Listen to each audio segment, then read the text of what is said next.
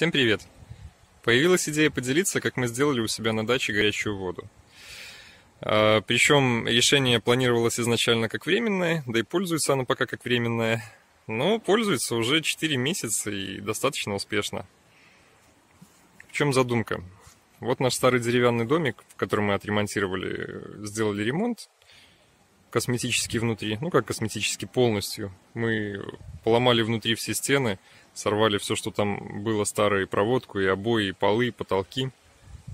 Осталось вот только, скажем, стены. И внутри сделали полный ремонт. Положили новые полы, стены возвели из гипсокартона, обои поклеили красивые. В общем, полностью косметический ремонт. Там внутри теперь, как в квартире, евроремонт. И к дому у нас пристроена вот такая вот кухонька. Ну, обычная пристройка деревянная, дощатая. Воды здесь раньше не было. Выходили за водой через дорогу в колонку. И решили, что нужна вода. Вот я думаю, все, кто видел наш цикл передач про бассейн, ну, видели, что вода все-таки на участке есть. Провели воду. Вот наш колодец с водой. Он внутрь уходит на 2 метра. И в него заходит труба с водой. Там же стоит и счетчик, вся разводка. Но почему говорю, что планировалось как временное? Эту кухню я хочу сломать и пристроить уже что-то, ну, человеческое из газосиликата побольше сюда. Сделать там нормальный туалет, ванную, кухню. Ну а пока пользуем как есть. Это все в будущем. Значит, что сделали? Из колодца у меня вот здесь вот под землей идет вот так вот труба, обычная 32-ка пластиковая, заходит в этот домик. И, получается, вода заходит в дом. А в доме, чтобы не мутить каких-то страшных конструкций, покупать бойлеры, делать разводки и так далее, пришли к тому, что надо очень простое решение, банально помыть руки, помыть лицо, помыть посуду. И для этого купили маленький 3-киловаттный проточник. Сейчас я покажу вам, что это такое и как оно работает. Ну вот, собственно, и сам проточник. Просто вот такой вот краник. Это Oasis модели КП-П. Очень классная штука, нам очень понравилась. Мы 4 месяца его отпользовали и на самом деле остались очень довольны. Просто как краник, вот эта вот штука и есть у нас нагревательный элемент. В него напрямую подключена вода. Сейчас покажу, как это выглядит.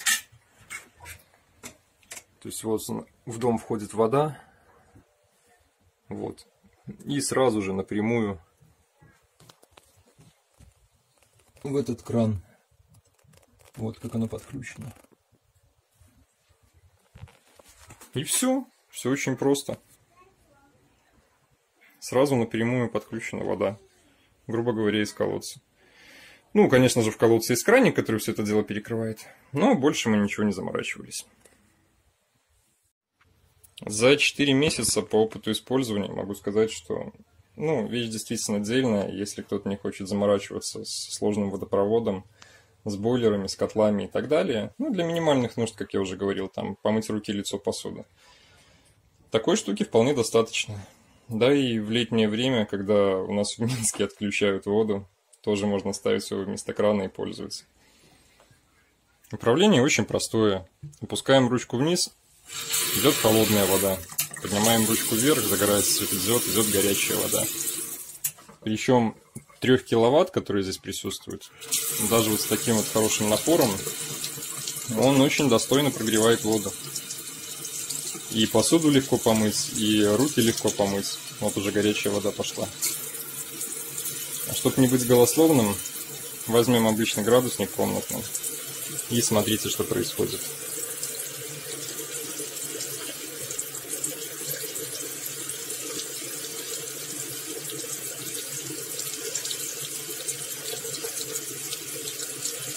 То есть вода выше 30 градусов.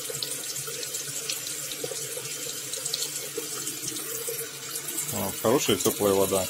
А если сделать напор еще поменьше, то по факту будет вообще идти кипяток.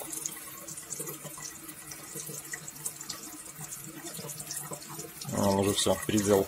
За 40 градусов пошло. Вот такая вот штука.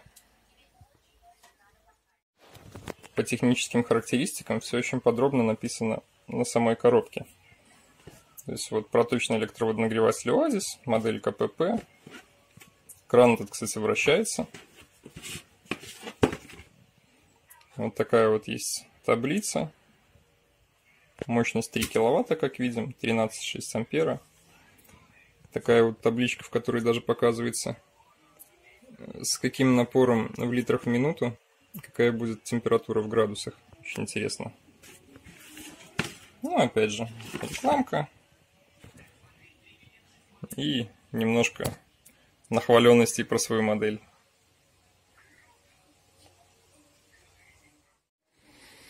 Как он подключен?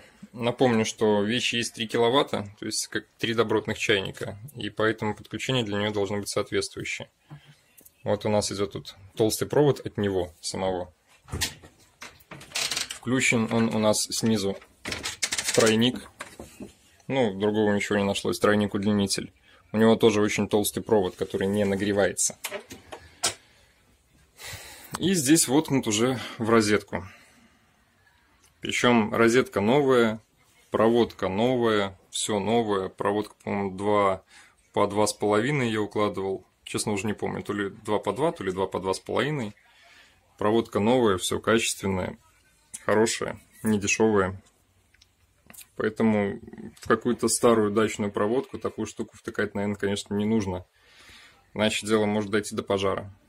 Но так как у нас все новое, то все хорошо, ничего не греется. И, конечно же, как для любого водонагревателя, надо УЗО. А УЗО я в щитке не предусмотрел, когда мы делали. Поэтому было куплено в магазине вот такое вот переносное УЗО, которое вполне работает и выполняет свои функции. В него втыкается водонагреватель, а оно непосредственно втыкается в розетку. Вот что у него по техническим характеристикам. Сейчас. Вот. На как раз 3,6 ватта, 3,6 киловатта, 16 ампер. Ну и инструкция, как включить-выключить. УЗО работает, свои функции выполняет, тоже не греется, то есть вполне жизнеспособно для такого водонагревателя. Ну, на деле контакты не замыкал, не знаю, но кнопка тест здесь присутствует. То есть нажимаете кнопку тест, и УЗО выключается. Чтобы оно включилось, надо нажать на кнопку сброс. Опять все работает. Так что, дорогие друзья, вот вам быстрое решение про горячую воду на даче. Быстро и просто. Стоила эта штука весной порядка 50 рублей. В долларовом эквиваленте это порядка $20 было на тот момент. Поэтому покупка недорогая. Любые бойлеры и так далее гораздо дороже. По потреблению 3 киловатта. Дальше по свету сколько накрутите, столько накрутите. Но чтобы сильно ударило по бюджету, не знаю, мы не ощутили. Вот как-то так. Кому понравилось, ставим лайки. Подписываемся на канал. Всем пока.